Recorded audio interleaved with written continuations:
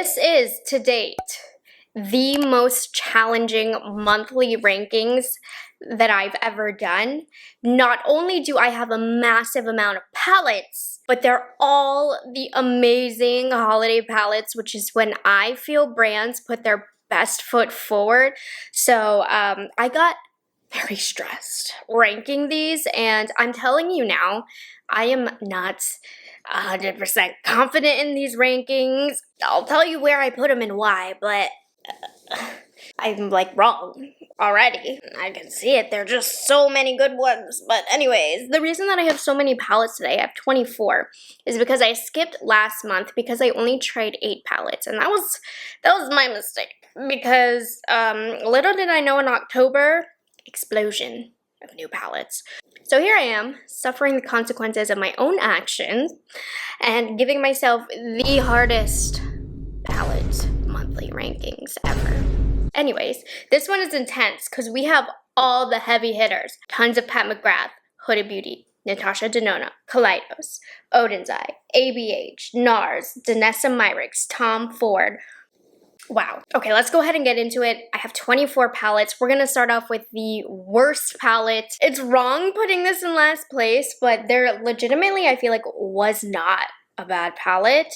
I know I'm gonna get bullied about this, but my least favorite palette that I tried in the last couple of months has been the Myrick's Lightwork Volume 4 Transcendence palette. And I've mentioned this in a few videos, so if you've seen them, you know why. The top and bottom shades, like these and these here, are absolutely stunning. And if it were just those 8 shades, I feel like this palette would be fighting in the top 5 for sure. However, it is a $125 palette. And these 4 middle shades, I personally cannot get to work for me. I know a lot of you do have success stories, but I feel like I'm relatively skilled in makeup, right? I don't do special effects or any kind of crazy editorial makeup that Myrick's does, but I feel like I can make a formula work, and I cannot get this middle row to work. And before you try and tell me how to use it, I've tried it every way, I promise you. I know the outside 2 shades are water activated. I've tried less water, more water, letting it get to a paste. I've tried silicone applicators. These outside shades I find make my eyelids very sticky, and they mess up my makeup underneath and look very creasy, and if anything, I really can't get an even application. And then these 2 are really flaky and sticky as well, so I know it's a chrome flake. It's supposed to look flaky, but it really clumps. It's not a good look, and then when I try and spread it out, I can't if I use a light finger, and by the time I am able to spread it out, I'm just using so much force. I cannot get along with the middle shades, and it's a shame. I'm going to very happily use this palette still because these 8 shades are delicious, like mouth-watering. But with it being a $125 palette, I have never struggled with an eye formula more, so that is why this is ranked in 24th last place, but it's still like a gorgeous palette. 23 is from Urban Decay. This is the Naked and Robin Eisenberg palette.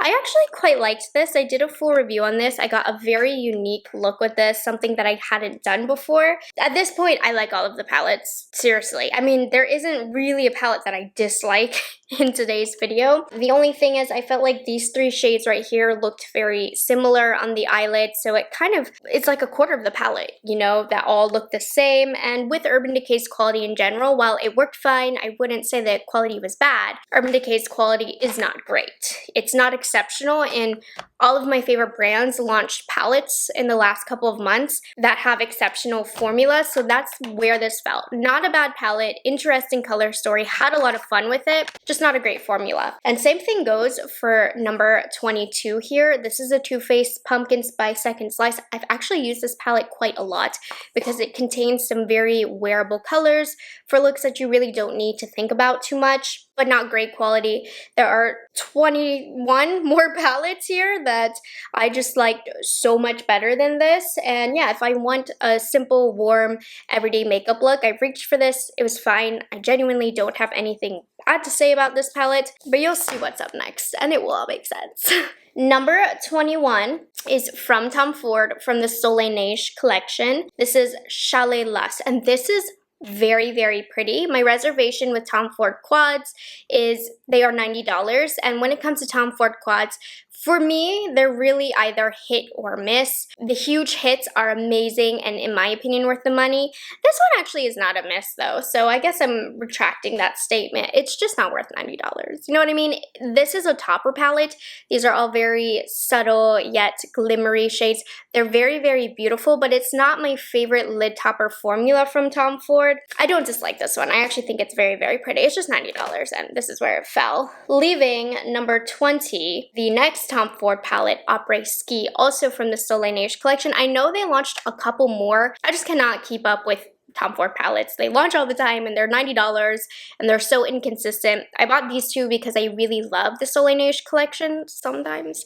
I wanted to see. So this Après Ski, I almost just picked up Chalet Lust because this looked super boring, but honestly I really like this palette. It's very good Tom Ford quality. It looks really elegant on the eye. Again, especially as somebody who has a lot of Tom Ford quads, this isn't anything special. It wasn't a new addition to my collection, so I'm not as excited about it. It's not worth $90, but it's a really gorgeous Tom Ford palette. And I said in my review, while I'm not exploding with happiness, if I had given you $90 to spend during the Sephora sale, it would not have been on these, but I still am not unhappy that I bought these. I'm gonna wear these. Like, they're good enough, you know? I'm not. Yeah. Number 19, ooh, it hurts me that this landed at 19 because this is a really beautiful one. This is from, no. See, I told you, I laid these out and I'm like still not sure. Number 19 is the palette that I am wearing today, as you can see. It's quite colorful. So this is the Sigma Beauty and Alice in Wonderland palette. I used this video in a Get Ready With Me, and I used this side right here, and I told you I would let you know how the blues worked, and I don't normally wear blues, so I thought I'd reach for them today. I'm not going to break my promise on that. So to get today's look, before I get into the quality and the ranking, I started off with Mad Hatter all over the crease and focused in the outer corner. Very beautiful. Then I went in with Caterpillar right here, once again in the outer corner, and blended that in, but keeping it lower than Mad Hatter. Blended really beautifully. Was very surprised by that because the shade can be quite difficult to work with. I then used some of Curiosity right here in the outer corner just to add some definition to the eye, and I kept it low along my crease as well. Gave it a little bit of a smoky element. Now, on the main part of my lid, I started off with Alice right here on the inner third of my eyelid, and this actually has a little bit more depth than I was expecting. I wish it had more shimmer as well. Then I went into Wonderland, which is just a little bit deeper in the center of the eyelid, and I feel like these blues didn't pop on the eye as much as I wanted. I wish they were a bit brighter. And then I finished off with Lost in the outer corner of the eye, which is just a really dark, shimmery navy blue. Then I took White Rabbit right here, which is the silver shade, and I put that in the inner corner, and then I kind of mixed it in a little bit with Alice because I told you I felt as though it was a little bit on the dark side. And overall, for blue shadows, which can be very difficult for brands to create, the quality of the blue side was very, very nice, and I felt the same way about the warmer side, but these are typically easier to formulate. If you don't know my history with Sigma Beauty, I used to not really like their eyeshadow formula. I found their mattes so incredibly difficult to blend. In the last few launches, I felt that that was not the case, so I'm happy to confirm that this is very good quality from Sigma over here. You're not going to get a dud with this one, and the color story is really stunning. I'm putting this at 19 because I wish the blues were a little bit different. I feel like I could have had fun with them, and I loved the look that I created the first time that I used this palette over here. It was a stunning, stunning look. So I really like this palette, but there's more. You guys, there really is more, okay? So next up at 4, 23, 22, 21, 18 is this guy from Melt Cosmetics. Now, there are going to be 3 of these palettes laced in throughout this video. So this is the Bad Side Zodiac Water palette, and I actually placed this wrong. Hold on. This was supposed to be here. Jose, I'm sorry, I'm messing it all up. So moving on to number 18, I have this guy right here from Melt Cosmetics. This is the Bad Side Zodiac Air eyeshadow palette. And oh my gosh, it is so pretty. The quality on all of these were incredible. I've had some bad experiences with Melt in the past, but not with this one. The reason this is ranking where it's ranking, well, I don't have any issues with quality. I just thought this was a really boring purple color story for some reason. It doesn't call out to me at all. I feel like the shimmers aren't pretty enough, if I'm being honest. It's a fine palette, but the color story doesn't excite me, which I'm surprised by because I was sure this was going to be my favorite, but it still is really, really good. Don't forget that. Just not my favorite color story. Number 17 is from a small indie brand. This is by Fantasy Cosmetica, and it is the Sorcerer palette. So I do have a code if you're interested in purchasing from this brand, and the quality is insane. The eyeshadows right here, the ones that look super metallic, are crazy looking on the eyelid in the best way possible.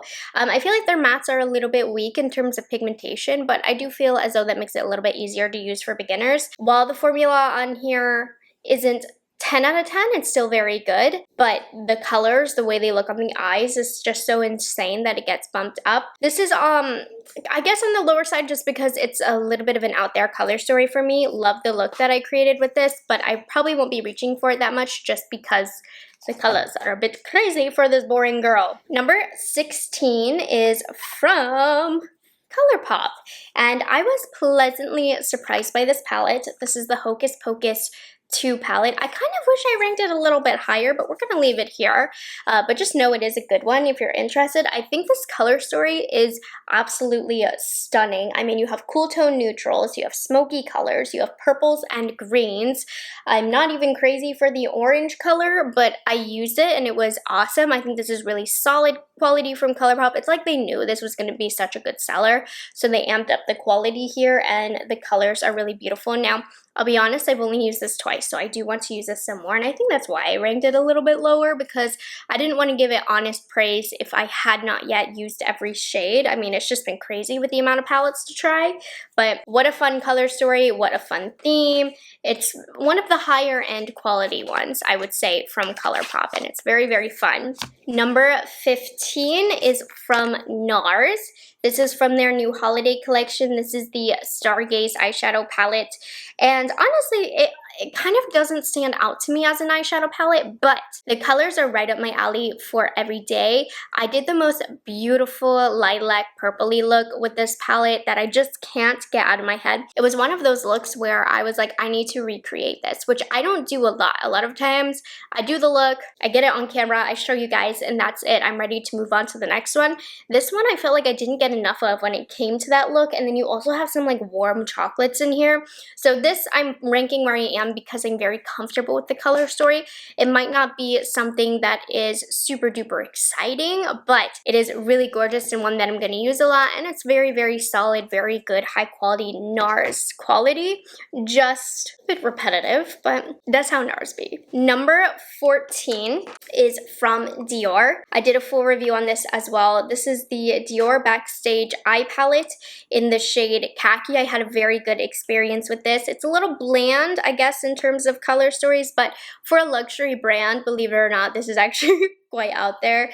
This is a beautiful fall palette. It's not the most unique palette I have in my collection, which is why I suppose it's on the lower half, but I do enjoy the quality of this. It's not anything that is absolutely crazy amazing, but it's very good, it's solid, it's safe, and I really enjoy it. Next up, number 13, I think. This is from Melt Cosmetics. It's another one of those bad Zodiac palettes. This is the Water, and I was for sure that this was going to be my least favorite of the three. I mean, I'm not going to wear blues a ton, which is why it's not number one, but it's one of my favorite blue palettes that's ever been curated. I feel like the colors make so much sense. There's a lot more versatility than you think with it being just a blue palette, and again, Melt killed it with the quality on this, and I loved the looks that I've done with this. I've done 2 looks, and both have been more than positive experiences. I've loved it. There's just something special about this blue palette. Number 12 is another one from Fantasy Cosmetica. This is the Bard palette.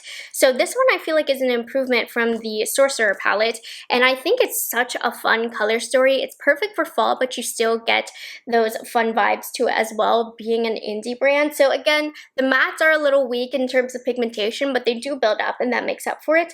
Love the quality of the shimmers here. I feel like they made the quality even better with these. And this one I've just had fun with creating different looks that still look like fall, but are still a little bit out there. So another great indie brand to try out if you are interested. Number 11 is from ABH. It's the new palette.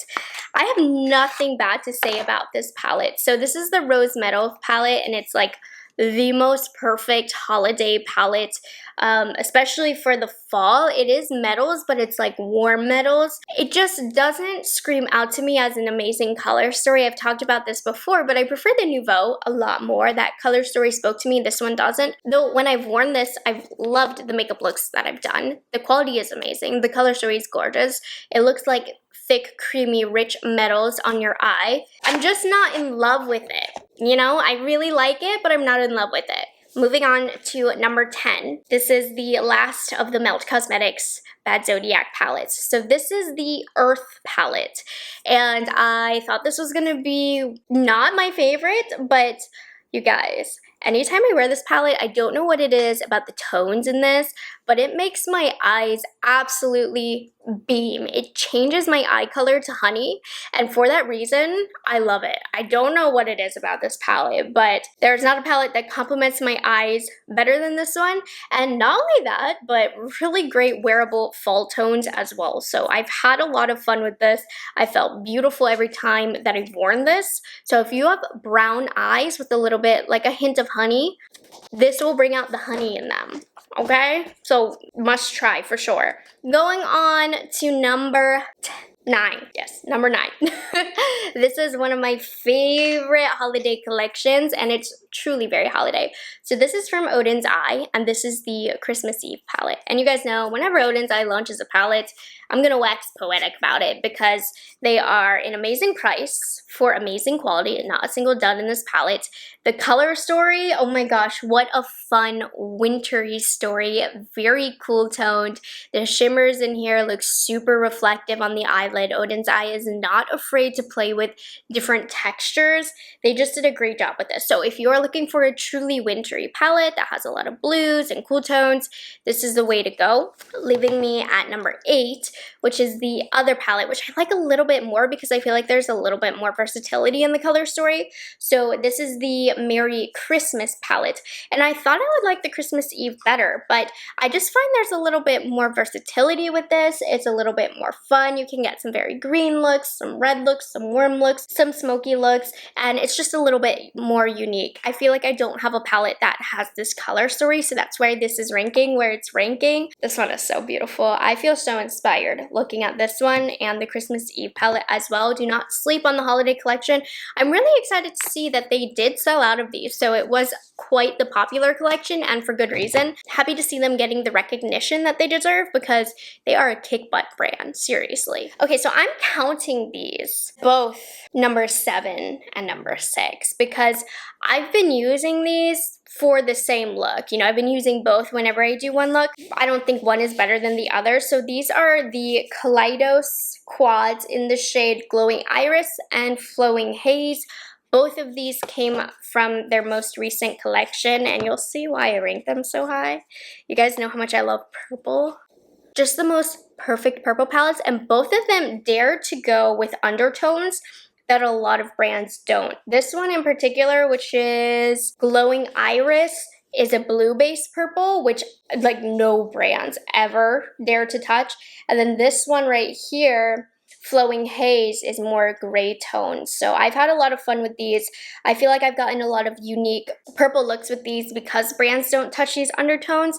And as per usual, Kaleidos did a great job with the quality. Again, another indie brand that's just incredible, and I do think they are getting the recognition that they deserve, but in terms of purple palettes, wow. All right, and then we have number 5. This is from Natasha Denona. It feels like it launched a while ago because we've had so much happening since this launch, but this is the My Dream palette, and this palette doesn't excite me as much anymore because of all the stuff that's come out, but it's a really solid palette that I definitely see myself going back to as time passes. So I haven't reached for it as much in the last month, which is why it's not number 1, 2, or 3, but it is a gorgeous palette from Natasha Denona, really solid. All right, going into number 4, I have this one from Pat McGrath, probably the palette that I was the most excited for. This is the Mothership Mega Celestial Nirvana. I've talked about this a lot, so I'm just going to kind of glaze over it here, but as a Pat McGrath collector, it's just very exciting that this palette contains colors that I've never gotten from Pat McGrath. It is absolutely stunning, very good quality. Is it a palette that I'm reaching for every day? No, it's not. It's a little too colorful for me, but I'm still having fun with it, so yeah. And it's Pat McGrath. I'm totally biased here. My favorite brands always get top tier because they always do such a good job, and I'm always so excited about that. Number 3 is one that I feel like I wasn't as excited for, but it grew on me, and that is the Huda Beauty Empowered palette. So I've said this every single time, it's not my favorite Huda Beauty palette. However, for saying that, I've been using this so much on an everyday basis. I keep going back to this palette and I keep loving every single look that I do. So I think in terms of like me grabbing it, that counts for a lot in this ranking. And I've been grabbing this a lot. I have not used this just once or twice. I've used this a big handful of times. I think it's stunning. I was like not sure if I would end up reaching for the Natasha or the Huda more, but I've definitely been reaching for the Huda more. And there's a little bit of with a couple of the formulas. I talk about that in my review, but overall, this has been used and abused by moi. Okay, so number 2, I'm in love with these palettes. I love the formula. They're not as fun as the other palettes that I've showed you. They have very boring color stories, but you guys know, in the depths of my heart, no matter how many times I do a blue, green, purple, yellow, or orange look for you, I'm boring. And if I did not have to keep up this channel with different looks to keep it interesting and to try as many colors as I can, I'll be wearing browns every single day. So these ones, I've had to pry out of my hands, out by myself, just to like not use them. So these are 2 in 1. I'm just gonna spoil them for you. These are not getting the attention that they deserve, in my opinion. I just think they are so special, so beautiful, so stunning. So these are the Pat McGrath Celestial Nirvana eyeshadow palettes. They're her quints, and I feel like they are such a special formula. So number 2 is going to be a Nude Allure, which I recently wore in a video, and the look was just scrumptious. I was feeling very beautiful. So these are kind of a soft, very elegant formula. The look of them kind of reminds me of what Tom Ford or Charlotte Tilbury give in terms of that simple elegance on the eye, but really refined because of the finish of the product. This satin matte right here is so stinking pigmented, but so easy to use. Just pop 1 or 2 of the shimmers on the lid, you're good to go. You have a beautiful, elegant look. And I've been wearing a lot of pink clothes lately, I feel like, and this has been perfect for that. So that's number 2. And then number 1 is Bronze Bliss, because smoky, neutral, lover's dream. Are you ready? Are you ready?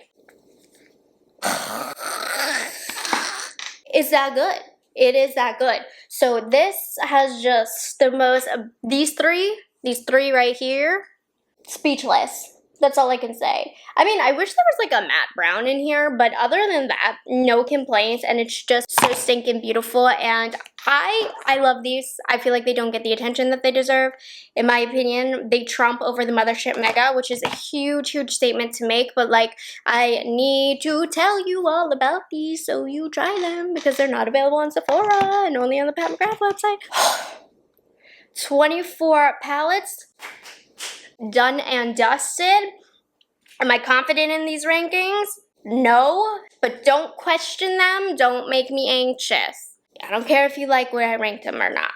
That's how they fell. So anyways, I hope you guys enjoyed this video and found it helpful and enjoyed some very good palette talk. If you aren't subscribed to my channel already, make sure you take the time to do so and like this video. And I'll catch you guys in the next one. Bye guys, have a good one.